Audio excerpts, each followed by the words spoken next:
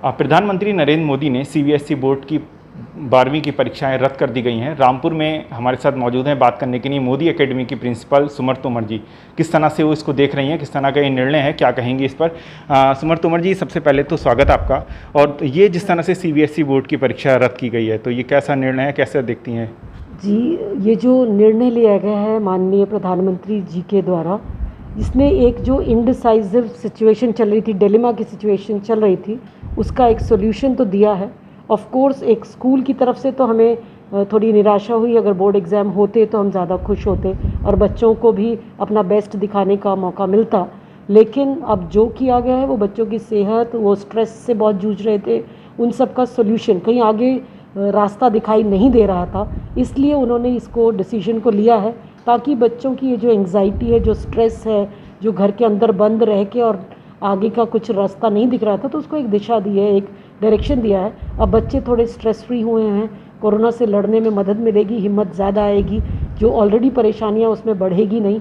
लेकिन ये ज़रूर है कि जो बहुत पढ़ने वाले बच्चे हैं उनको थोड़ी निराशा हुई है, क्योंकि उनका प्रिपरेशन काफ़ी अच्छी थी। इस बार सिलेबस भी थोड़ा कम हो गया था, तो उन्हें उम्मीद थी कि वो 95-90% प्रूव कर पाते, जिन्हें शायद उन्होंने अपने जो इन हाउस एग्ज़ाम हुए थे उसमें उतना अच्छा शायद परफॉर्म नहीं किया था।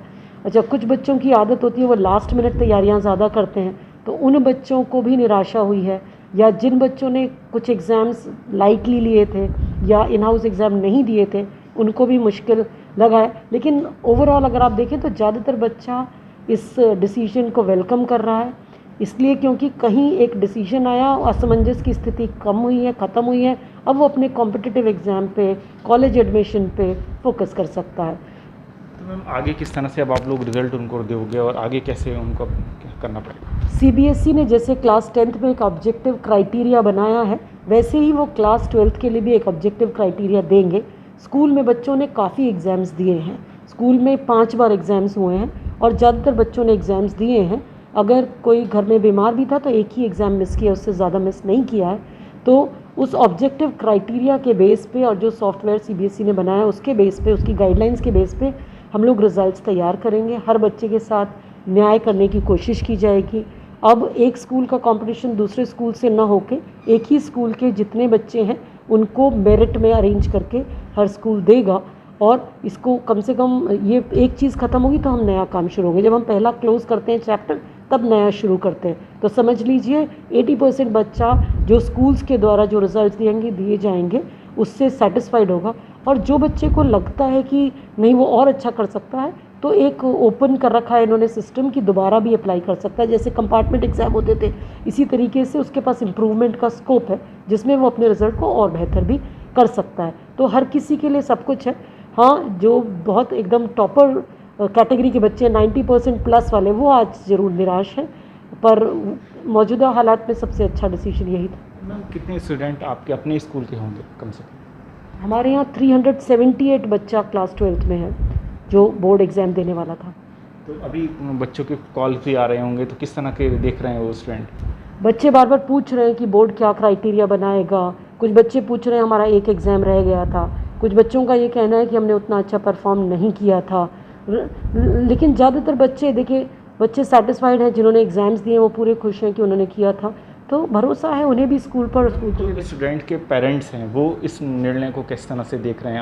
आपसे भी उनकी बातचीत हुई होगी इसको लेकर? जी, जो बहुत पढ़ने वाले बच्चे हैं उनके पेरेंट्स तो थोड़े निराश हैं, क्योंकि वो चाहते थे कि एग्ज़ाम हो और उनके बच्चे का जो भी टैलेंट है वो निखर के आए और उसे भी वो मौका मिले कि वो वाहवाही ले और सब जगह से अप्रिसिएशन ले। वो तो हल्के से निराश हैं, लेकिन जो एवरेज हैं, अबव एवरेज हैं बच्चे, वो सब खुश हैं, क्योंकि वो लगातार स्ट्रेस में चल ही रहे थे। और अब पढ़ने की, जब लिमिटेड सिलेबस होता है तो पढ़ते पढ़ते बोर भी हो जाता है बच्चा। अब वो स्थिति आ रही थी कि वो तैयारी करते करते करते करते बोर भी हो रहा था।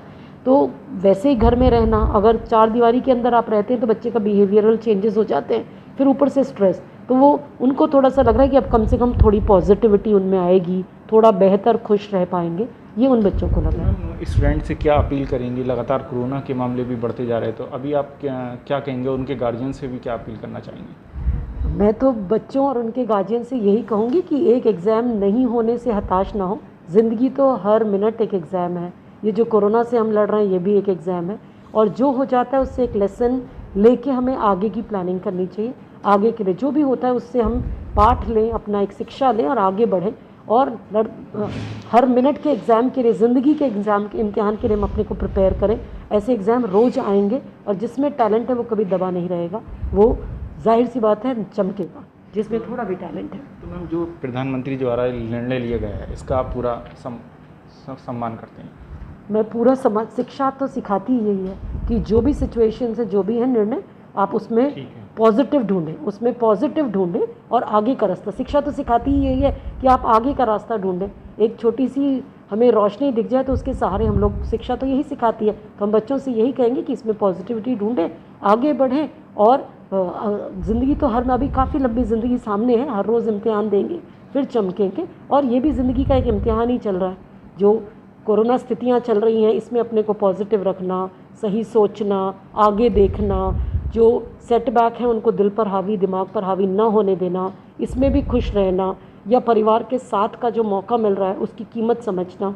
तो ये कोरोना भी रोज़ एक नया हमें लेसन दे के जा रहा है। तो मैम, क्या कोविड के दौर में क्या स्टूडेंट ने वीडियो कॉलिंग के ज़रिए पढ़ाई की या नहीं की, थोड़ा सा बताएंगे? जी, हमारे यहाँ बच्चों ने ऑनलाइन क्लासेस ली, और क्लासेस में अटेंडेंस कभी थोड़ी बहुत कम भी रही, लेकिन एग्ज़ाम्स में हमारी अच्छी अटेंडेंस रही। हमने 5 सेट ऑफ एग्ज़ाम्स लिए और बच्चों ने बहुत सीरियसली, बस एक सेट ऑफ एग्ज़ाम ऑनलाइन था, बाकी सब स्कूल आके हुए, और हमारे बच्चों ने बहुत सीरियसली एग्ज़ाम्स दिए, क्योंकि राइटिंग की प्रैक्टिस की वजह से लिया। तो काफ़ी बच्चों, इसके ऑनलाइन के कुछ फ़ायदे भी हुए, कुछ नुकसान भी हुए। फ़ायदे ये हुए कि टाइम काफ़ी यूटिलाइज़ होता है, आने जाने में समय नहीं आपका बेकार होता, बच्चे के पास सेल्फ स्टडी के लिए टाइम थोड़ा ज़्यादा है, बच्चा प्रैक्टिस ज़्यादा कर पाया, सिलेबस कम होने से वो एक्सीलेंस की तरफ गया। और टेक्नोलॉजी टीचर्स ने भी सीखा, बच्चों ने भी सीखा। अब हमें नए आयाम खुल गए हैं, जैसे पहले एग्ज़ाम के गैप में हम नहीं पढ़ा पाते थे या बच्चों को स्कूल नहीं बुला पाते थे। अब हमारे पास एक मोड है कि एग्ज़ाम के गैप में हम यहीं बैठे बच्चों को पढ़ा पाते हैं, पढ़ा पाएंगे। तो कुछ फ़ायदे भी हैं, और सेहत की तरफ फोकस गया।